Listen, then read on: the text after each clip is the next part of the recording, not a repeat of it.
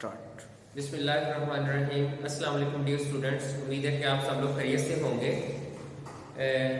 जैसे कि आपको पता है कि हमारे इंग्लिश के लेक्चर्स जो हैं वो चल रहे हैं और लास्ट टाइम हमारा जो लेक्चर नंबर 6 था उसमें हमने डिस्कस किया था प्रेजेंट परफेक्ट टेंस के जो नेगेटिव सेंटेंसेस हैं उनको, और उसके बाद मैंने जो एक्सरसाइज थी उसके कुछ सेंटेंस कुछ बनाकर आपको दिखाए और फिर मैंने आपको साइन किया था कि आप एक्सरसाइज घर में खुद प्रैक्टिस करेंगे।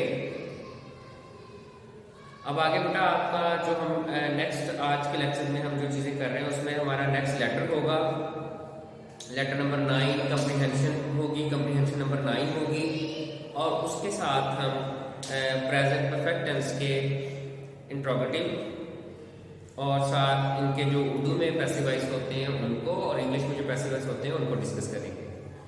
तो सबसे पहले मैं उसी लेक्चर नंबर 6 के तसलसल को आगे बढ़ाते हुए मैं जो है प्रेजेंट परफेक्ट टेंस को पहले करवाऊंगा, और आपने प्रेजेंट परफेक्ट टेंस के जो इंट्रोगेटिव सेंटेंसेस हैं उनको देखना है कि किस तरह हम उसको करते हैं। लास्ट लेक्चर में भी मैंने एंड में आपको वो बताया था कि इंट्रोगेटिव कैसे बनाएंगे। अब थोड़ा सा दोबारा उसको एक दफ़ा कर लेते हैं। मैं एक सेंटेंस बोलता हूँ, मैं अपना काम खत्म कर चुका हूँ। इसका इंट्रोगेटिव मैं बनाता हूँ, क्या मैं अपना काम खत्म कर चुका हूँ? तो इसकी इंग्लिश होगी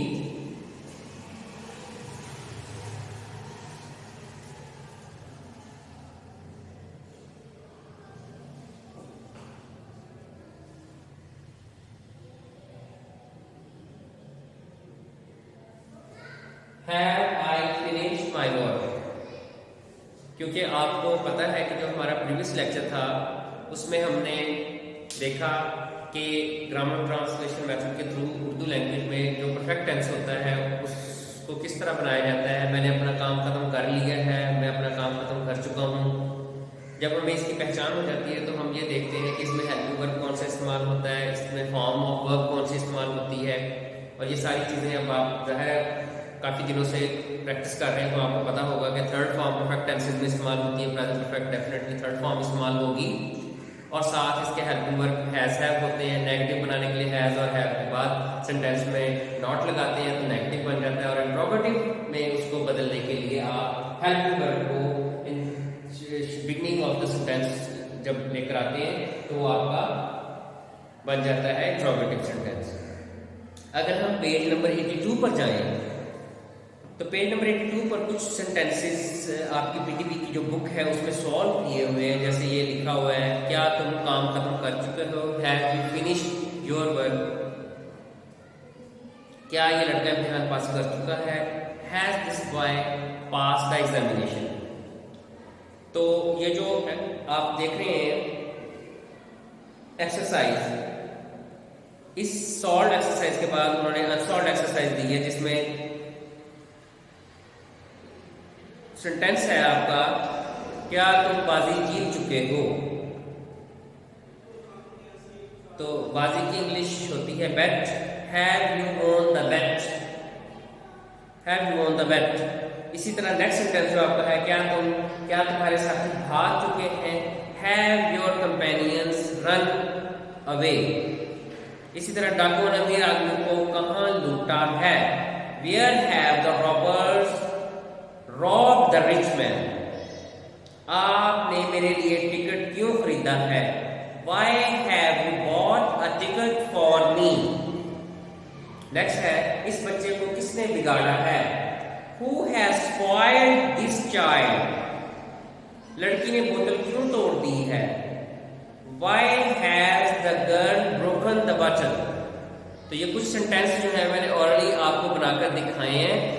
आप इन सेंटेंसेस को, इस एक्सरसाइज को इंट्रोगेटिव के पॉइंट ऑफ व्यू से प्रैक्टिस करेंगे, और प्रैक्टिस करते हुए आपने देखना है कि यहाँ कुछ सेंटेंस ऐसे होते हैं जिनको हम पैसिव वॉइस में भी कन्वर्ट कर सकते हैं। ये तमाम एक्टिव सेंटेंसेस होते हैं। हम थोड़ा सा देखते हैं कि अगर हमने प्रेजेंट परफेक्ट टेंस का पैसिव वॉइस बनाना हो तो हम किस तरह बनाएंगे। सबसे पहले मैं फिक्रा लिखता हूं,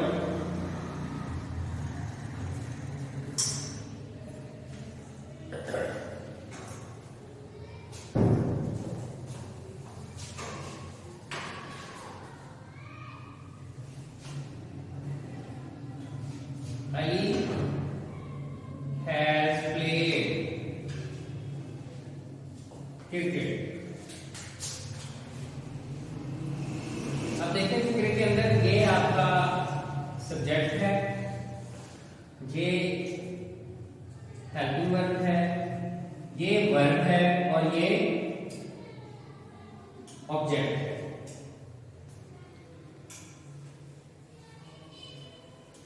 अली हैज प्लेड क्रिकेट। तो जो पैसिव वॉइस बनाने के जो वो होते हैं, असूल होते हैं, उनमें सबसे पहले सब्जेक्ट जो होता है वो चेंज हो जाता है ऑब्जेक्ट में। यानी इधर अगर कोई प्रोनाउन हो तो वो जब इधर आएगा तो ऑब्जेक्टिव केस बन जाएगा, जबकि नेम जो है एज इट इज ही रहता है। तो सब्जेक्ट चेंज इनटू ऑब्जेक्ट और ऑब्जेक्ट चेंज इनटू सब्जेक्ट। अगर इधर प्रोनाउंस ऑब्जेक्ट हो तो वो इधर आकर सब्जेक्ट बन जाएगा। अगर कोई नेम हो तो वो एज इट इज आ जाएगा। जैसे क्रिकेट नाउन है, नेम है, तो एज इट इज आएगा क्रिकेट क्रिकेट। उसके बाद जो दूसरा असूल है वो आएगा हेल्पिंग वर्ब।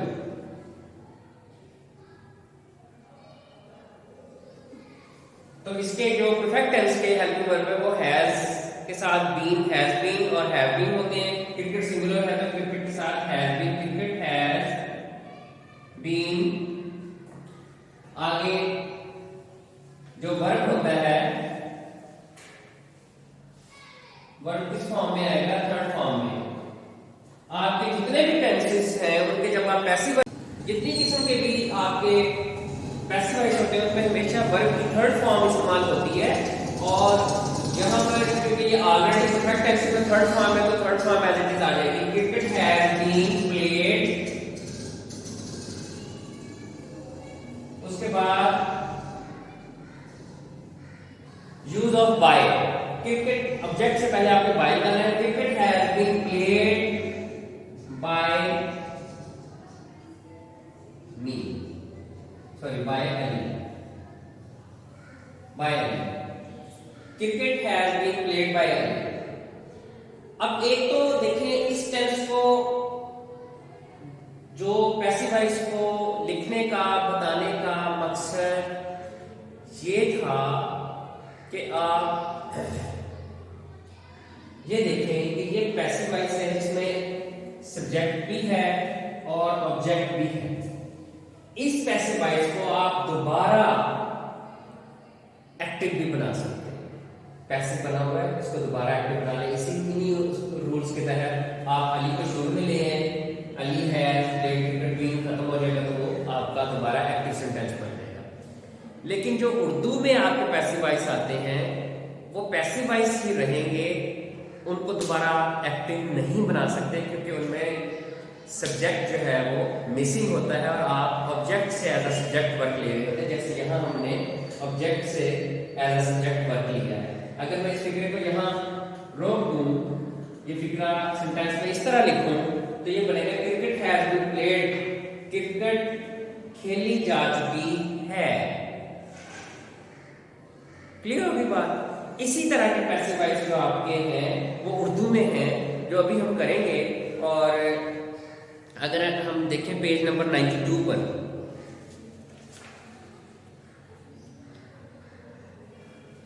पेज नंबर 92 पर अगर आप ओपन करें तो एंड में एक एक्सरसाइज है आपकी एफर्मेटिव सेंटेंसेस की। उसमें देखें तलबा के बच्चे देखे जा चुके हैं। Students answer book have been marked. तो यहां पर by me, by us, by teachers ऐसे नहीं लिखा हुआ। अगर ये सेंटेंस में ऐसे लिखता students answer books have been marked by teachers, तो फिर ये एक कंप्लीट सेंटेंस बनता जिसका हम दोबारा एक्टिव भी बना सकते थे। लेकिन ये पैसिव उर्दू में है तो इसको इंग्लिश में पैसिव में आप ट्रांसलेट कर सकते हैं। इसका एक्टिव दोबारा नहीं बनेगा क्योंकि यहाँ पर सब्जेक्ट मिसिंग है और आप उसको दोबारा एक्टिव सेंटेंस नहीं बना सकते। तो एक सेंटेंस जो उर्दू में ऑब्जेक्ट कैरी ना करता हो और ऑब्जेक्ट से आप सब्जेक्ट का काम ले रहे हो वो आपका पैसिव वॉइस होता है। इसी तरह आगे है मुझ पर अनायत की जा चुकी है। I have been shown a favour by by father, by mother, by brother, कुछ ऐसा लगा हुआ है? नहीं लगा। बाय अब्यूज, तो ऐसे सेंटेंस जिनमें और इंग्लिश में लिखे हुए सेंटेंसेस में पैसिव वॉइस की फॉर्म में हैज बीन लगा हुआ लेकिन आगे बाय ना हो, तो वो एक ऐसा सेंटेंस होता है जिसको आप दोबारा एक्टिव में नहीं तब्दील कर सकते। अब इन किए हुए सेंटेंसेस को अगर आप पढ़ें, देखें, तो आप ये देखेंगे कि ये सेंटेंसेस नेगेटिव भी हैं। गंदा अंडा फेंका नहीं जा चुका है, the rotten egg has not been thrown, इसी तरह मैले कपड़े नहीं धोए नहीं जा चुके हैं, the dirty clothes have not been wash, ये नेगेटिव सेंटेंसेस हो गए। और अगर हम इन्हीं नेगेटिव सेंटेंसेस को करते हुए आगे जाएं तो इंट्रोगेटिव भी है। 93 और 94 पेज पर आपको इंट्रोगेटिव भी कुछ इसी एक्सरसाइज में मिल जाएंगे। जैसे यहाँ पर एक सेंटेंस है 17 पेज 94 पर, क्या बाजार सजाए जा चुके हैं? Have bazaars been decorated, have bazaar been decorated. Okay, तो उसके बाद अगर आप यहाँ पर नेक्स्ट देखें, आपकी एक्सरसाइज है 522 पेज पर, सॉरी 994 पेज पर आपकी सॉल्व एक्सरसाइज है। इसमें आप देखें सेंटेंस है लैंप रोशन किए जा चुके हैं, द लैंप रोशन नहीं किए जा चुके हैं, the lamps have not been lighted. आगे है क्या छुट्टी का ऐलान नहीं किया जा चुका है, has the holiday not been declared. तो ये जो आपकी एक्सरसाइज है इसमें तकरीबन 30 सेंटेंसेस हैं। आपने इनको 2 सेक्शंस में करना है। जो सेंटेंस आपको आ जाए वो कर लें, जो ना आए वो पूछ भी सकते हैं और उनको स्किप भी कर सकते हैं। फिर लाइव सेशन में इंशाल्लाह जब हम क्लास ज्वाइन करेंगे तो हम इनको दोबारा डिस्कस कर लेंगे। तो ये हमारा प्रेजेंट परफेक्ट टेंस जो है वो आज कंप्लीट हो गया है। आगे इंशाल्लाह ताला जब हम नेक्स्ट उसमें पढ़ेंगे नेक्स्ट लेक्चर में, तो हम पास्ट परफेक्ट टेंस को पढ़ेंगे। अभी जो आपका नेक्स्ट मैं आपको करवा रहा हूँ वो रीडिंग है लेटर नंबर 9 की, और साथ जो है हम कंप्रीहेंशन करेंगे 9 सॉल्व।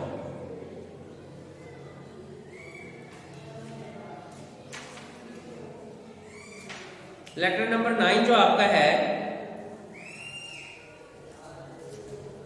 वो बनता है write a letter to your friend congratulating him on the marriage of his sister। आपने अपने दोस्त को खत लिखना है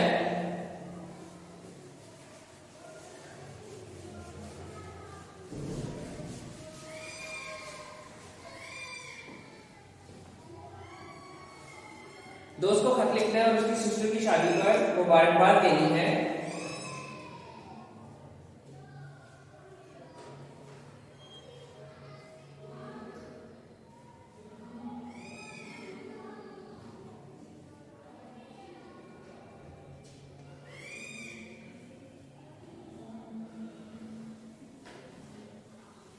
lesson number 9 and comprehension number 9। तो दोस्त को पहले मैं पीटीपी वाला रीड आउट करूंगा, आप और से इसको देख लें, वोकैबुलरी अगर कोई अंडरलाइन करनी है वो भी देख सकते हैं। I am very please to learn about the marriage ceremony of your sister. मुझे आपकी सिस्टर की शादी में शिरकत करने शादी का सुनकर बड़ी खुशी हुई। Accept my heartiest congratulations on this occasion. दिल की गहराइयों से मेरी मुबारकबाद इस मौका पर कबूल कीजिए। I have received your invitation card. मुझे आपका दावतनामा मिला, but I do not think I will be able to attend the ceremony. लेकिन मैं ये समझता हूँ कि मैं इस तकरीब में शिरकत नहीं कर पाऊंगा। As I will be busy in my exams, क्योंकि मैं अपने इम्तिहानात में मसरूफ होऊंगा। यहाँ पर आई के साथ विल लगा है, जबकि आपको टेंशन में आई के साथ शैल पढ़ाया जाता है। तो यहाँ श्योर बात की जा रही है, मतलब कंफर्म बात है, इसलिए आई के साथ विल यूज हुआ है। I really feel sorry for that. मुझे इसके लिए बहुत अफसोस है। कन्वे पहुंचाइए माई कंग्रेचुलेशंस, मेरी मुबारकबाद एंड बेस्ट विशेस और नेक ख्वाहिशात to all the members of your family. अपने खानदान के तमाम अफराद को मेरी नेक ख्वाहिशात पहुंचाइए। Your sincerely XYZ। और इसी तरह जो नोट्स का ऐसे है वो भी मैं आपको रीड आउट करवा देता हूँ। नोट जो बच्चे नोट्स से कर रहे हैं वो भी इसको ओपन करें नोट्स को, और इसकी रीडिंग में करवा देता हूँ उनको।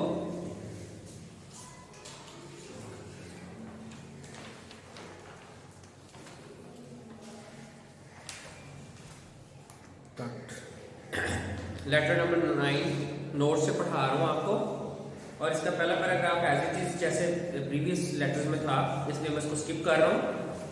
नेक्स्ट आप देखें, your letter brought the happy news of marriage ceremony of your sister.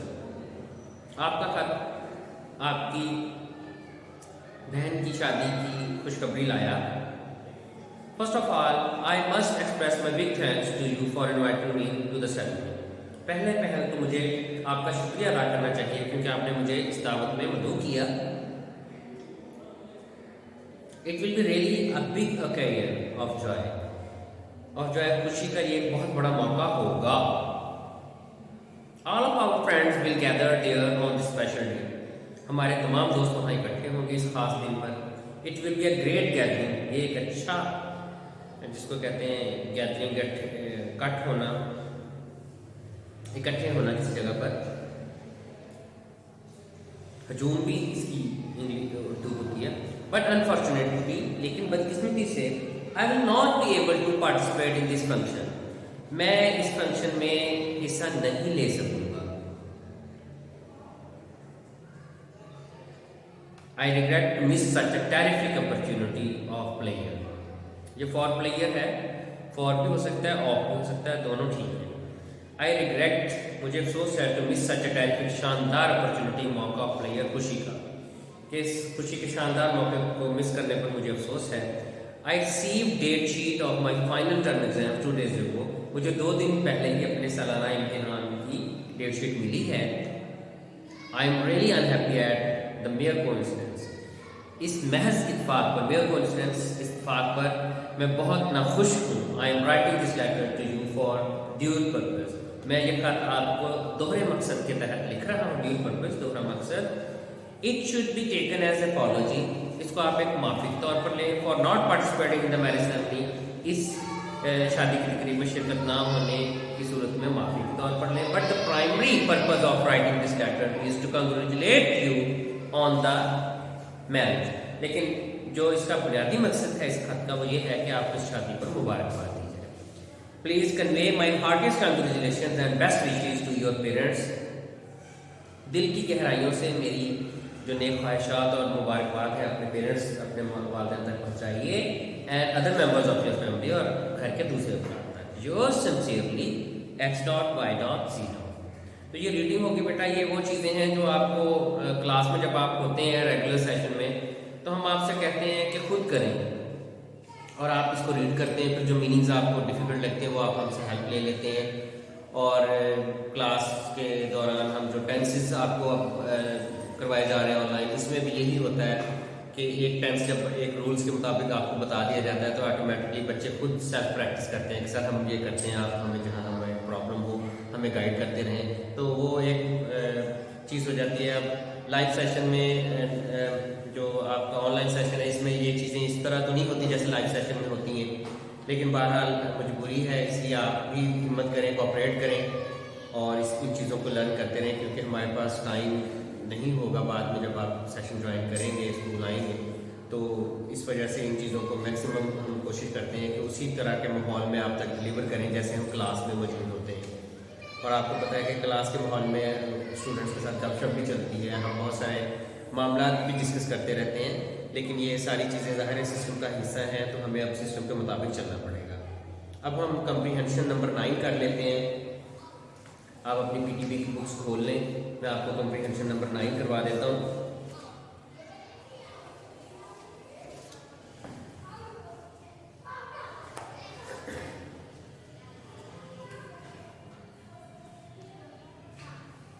जी, ये पेज नंबर 37 पर है आपकी पीटीबी की बुक पर, कंप्रीहेंशन नंबर 9। मैं इसको पहले रीड करता हूँ, कुछ मीनिंग्स बता देता हूँ आपको, फिर उसके बाद क्वेश्चन आंसर्स रीड करूँगा। A man is known by the company he keeps. एक इंसान अपनी सोहबत से पहचाना जाता है। A man is known, ये पैसिव वॉइस है, प्रेजेंट इंडेफिनिट टेंस है। मैन इज नोन, एक आदमी पहचाना जाता है। A good student should avoid the company of those who keep playing all the time. एक अच्छे तालिब इल्म को उन लोगों की कंपनी यानी सोहबत से दूर रहना चाहिए जो सारा दिन खेलते रहते हैं। Many students miss their classes and seldom do their homework because some other fellow students do the same. Many students miss their classes. बहुत से तालिब इल्म अपनी क्लासेस तर्क कर देते हैं, छोड़ देते हैं। एंड सेल्डम और शाज़ो नादर यानी कभी कभार ही डू देयर होमवर्क अपना काम करते हैं बिकॉज क्योंकि some other fellow students do the same, क्योंकि दूसरे कुछ तालिब इल्म जो उनके साथी होते हैं वो भी ऐसा ही करते हैं। There are hard working students also, कुछ मेहनती तालिब इल्म भी होते हैं who work while other play, जो काम करते हैं जब दूसरे खेलते हैं। They know when to study and when to play. वो ये जानते हैं कि कब खेलना है और कब पढ़ना है। वो सारे आप जैसे हमारे स्कूल के स्टूडेंट्स जैसे स्टूडेंट्स होते हैं, अच्छे students. They play when it is time to play. वो उस वक्त खेलते हैं जब खेलने का वक्त हो। They enjoy the games. वो अपनी गेम से लुत्फानंदोज होते हैं of their choice, अपनी पसंद की गेम से, because they know that playing games is essential for health. वो ये भी जानते हैं कि जो गेम्स हैं उनका खेलना एसेंशियल मीन जरूरी है फॉर हेल्थ, सेहत के लिए। A sick student is not so quick in learning, एक बीमार तालिब इल्म सीखने में तेज नहीं होता हिज लेसन, अपना सबक, as it is healthy one, सेहतमंद के मुकाबले में। यानी एक बीमार स्टूडेंट सेहतमंद के मुकाबले में अपना सबक सीखने में तेज नहीं होता। आगे क्वेश्चंस हैं और इसी तरह पैराग्राफ से उसके आंसर्स दिए हुए हैं। हम पहले क्वेश्चंस को रीड आउट कर लेते हैं वन बाय वन और फिर आंसर भी साथ साथ उसको करते रहते हैं। What kind of company should a good student keep? एक स्टूडेंट्स को कैसी, अच्छे स्टूडेंट्स को कैसी कंपनी रखनी चाहिए तालिब इल्म को? A good student should keep good company. एक अच्छे तालिब इल्म को अच्छी सोहबत रखनी चाहिए, इख्तियार करनी चाहिए। नेक्स्ट क्वेश्चन है Why do some students miss their classes? बाज़ तालिब इल्म अपनी क्लासेस क्यों मिस कर देते हैं, क्यों तर्क कर देते हैं? They miss their lesson या classes because some other fellow students do the same. क्योंकि जो उनके दूसरे साथी स्टूडेंट्स होते हैं वो भी ऐसा ही करते हैं। नेक्स्ट है Why do good students enjoy good health? कि जो अच्छे तालिब इल्म होते हैं वो अच्छी सेहत क्यों एंजॉय करते हैं? तो उसका आंसर है good students enjoy good health. अच्छे तालिब इल्म अच्छी सेहत से लुत्फानंदोज होते हैं बिकॉज क्योंकि they work and play at proper times, क्योंकि वो काम भी और खेल भी मुकर्ररा वक्त पर करते हैं। नेक्स्ट क्वेश्चन नंबर 4 है Why are games necessary for students? Games तालिब इल्मों के लिए जरूरी क्यों है? Games are necessary for students because games keep them healthy. Game तालिब इल्मों के लिए इसलिए जरूरी है क्योंकि वो उनको सेहतमंद रखती हैं, कीप रखना। नेक्स्ट क्वेश्चन नंबर 5 है What factors may bring success to the students? कौन से ऐसे अवामिल हैं जिसकी वजह से एक तालिब इल्म कामयाबी से हमकिनार होता है? तो उसका आंसर है the success of a student lies, कि एक तालिब इल्म की जो कामयाबी है वो इन्हिसार करती है following a time table of work and play, काम और खेल के औकात को मद्देनजर रखना जो है एक तालिब इल्म को कामयाबी की तरफ ले जाता है। तो ये बेटा आपकी एक कंप्रीहेंशन हो गया, एक लेटर हो गया। और परफेक्ट टेंसेस जो प्रेजेंट परफेक्ट टेंस था उसको हमने पैसिव वॉइस के रूल्स को देखते हुए कंप्लीट किया। It depends upon your practice. और मैं ये कहता हूँ कि एक ग्रामर का, एक लैंग्वेज का जो तालिब इल्म होता है, क्योंकि इंग्लिश जो है वो सेकंड लैंग्वेज है, तो वो जितनी ज़्यादा प्रैक्टिस करेंगे, जैसे मैथ्स की आप प्रैक्टिस करते हैं, ऐसे रोजाना 15 से 20 मिनट अगर जस्ट आप ग्रामर टेंसेस को दें तो आप भी उसमें एक्सपर्ट हो सकते हैं। और जो एक्सरसाइज है उसको डेली प्रैक्टिस किया करें, सेंटेंस खुद से बनाकर उसको सॉल्व किया करें, तो इस तरह आपकी प्रैक्टिस बेहतर हो जाएगी। अब आप डायरी नोट कर लें, लेक्चर नंबर 7 की डायरी।